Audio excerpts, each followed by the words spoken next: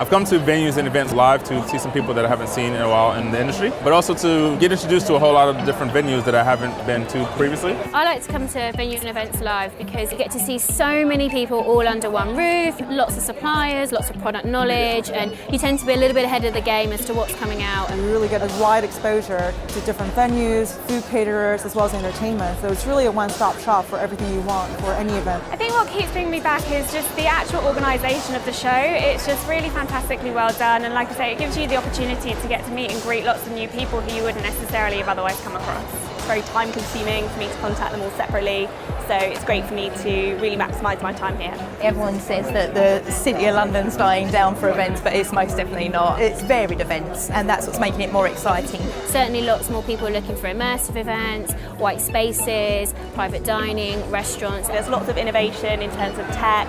It's quite hard to persuade people to come to events sometimes and give up their time and pay, so it's really interesting to see what different people are doing to really try and encourage delegates and guests. People don't often want to go back to the same place twice, so as an agency working in the London market, we're always trying to find different things, new ideas, lots of creative to present back to our clients.